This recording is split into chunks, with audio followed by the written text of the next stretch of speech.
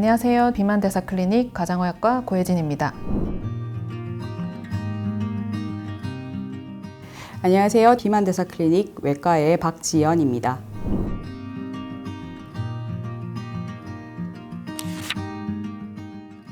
체중을 키를 미터로 환산해서 키의 제곱으로 나눴을 때 그 결과값을 체질량 지수라고 하는데, 체질량 지수 25부터를 비만이라고 정의합니다. 이제 이게 1단계 비만이고, 체질량 지수 30 이상을 2단계 비만, 그리고 체질량 지수 35 이상을 3단계 비만이라고 얘기하는데, 대한비만학회에서는 3단계 비만부터 고도 비만으로 정의하고 있는데, 사실 통상적으로는 30부터 고도 비만에 이를 정도로 체질량 지수가 높다라고 보기는 합니다. 임상적으로. 합병증 관리를 위해서라도 꼭 되어야 되는 치료가 되겠습니다. 대표적으로 당뇨, 인슐린 저항성 증가와 당뇨가 되겠고, 심혈관 질환, 고혈압, 관상동맥 질환, 뇌혈관 질환, 이 외에도 호르몬 질환이 다양하게 동반될 수 있고, 뇌혈관 질환뿐만이 아니라 정신과적 질환 동반율도 굉장히 높고요. 그리고 만성 폐쇄성 폐질환이나 천식, 위장관 질환도 굉장히 흔하다고 되어 있고, 신장 질환 합병증도 높습니다. 그래서 머리부터 발까지 다 되는데, 암의 위험 요인으로도 비만이 포함된다는 것이죠. 이 합병증이 관리하기가 어렵고 만성적으로 보통 치료해야 되는 병이라서 질병으로 보는 게 맞고 장기간 치료해야 되는 질병입니다.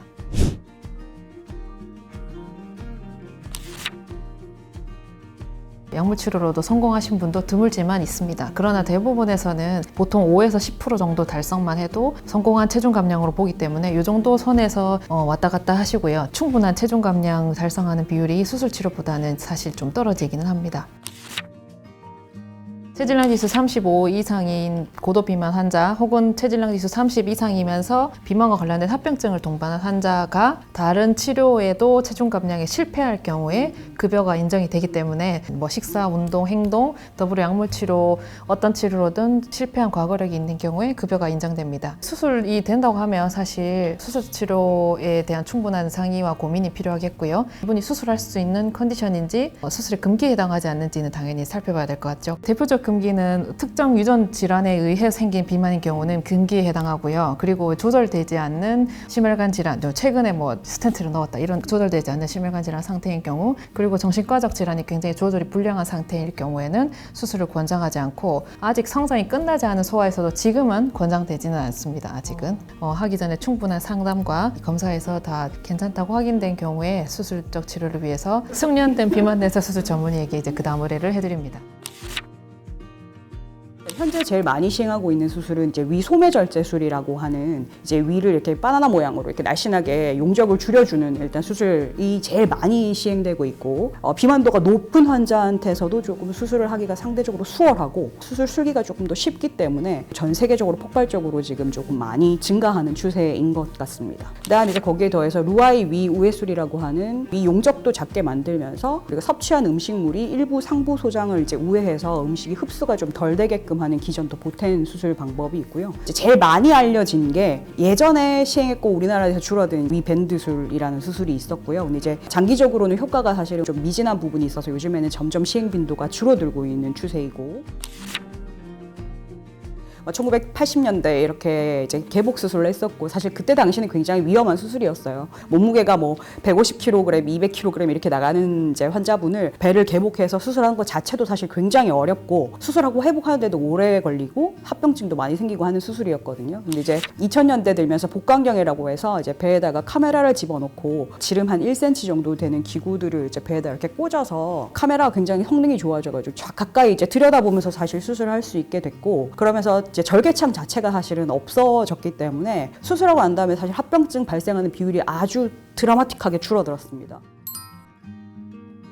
합병증 생기는 비율 자체가 사실 우리가 외과 영역에서 흔히 시행하는 충수돌기 절제술, 담낭 절제술, 사실 이런 수술보다도 오히려 합병증 발생 비율이 낮고요. 발생한 합병증이 사실 전혀 0%라고 할 수는 없고요. 이제 당연히 수술하고 위를 절단하거나 새로 이제 문합을 하거나 한 부분에서 출혈이 생긴다든지 봉합한 부위가 제대로 아물지 않아서 이제 누출이 생긴다든지 합병증이 생길 위험은 사실 모든 수술이 다 있기 때문에 일단 상대적으로 발생 비율이 사실 낮습니다. 그렇게 높은 수술이 아니고요. 이제 장기적으로 봤을 때는 소화 기능적인 문제는 사실은 일단 당연히 위가 용적이 적어졌으니까 수술하기 전에 이제 편하게 먹던 걸 기대를 하시면 사실 처음엔 좀 힘드실 수는 있습니다. 보통은 한 1년 정도 되면은 이제 소식하는 성인 1인분 정도 식사하는 양을 천천히 섭취를 하고 포만감을 느끼고 식사를 마칠 수 있는 정도 된다고 생각하시면 될 것 같아요.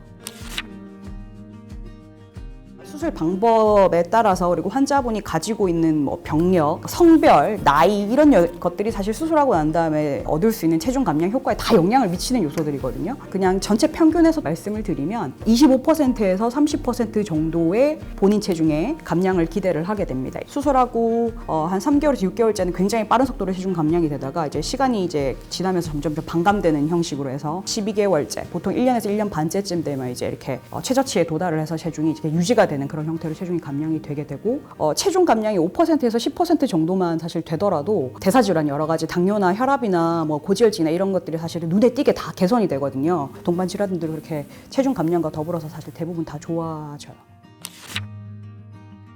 비만 치료는 아주 장기전이잖아요. 적어도 1년에 걸쳐가지고 살이 30% 정도 빠지는데 이후에도 더 빠질 수도 있고 아니면 찔 수도 있습니다. 반대로 관리를 못하면 식사, 운동, 행동요법은 뭐 수술을 하더라도 필수적인 사항이거든요. 그래서 올 때마다 꼭 체크하는 이유가 뭐 충분한 체중 감량 달성과 더불어서 좋아졌다고 했던 합병증이 잘 관리되고 있나도 모니터를 해줘야 되고 이게 나빠졌다면 다시 치료가 필요할 수도 있는 입장이기 때문에 사실 진짜 수술이 끝이 아닙니다. 여기 전후로 식사, 운동, 행동요법은 꼭 같이 하셔야 된다고 당부드리고 싶습니다.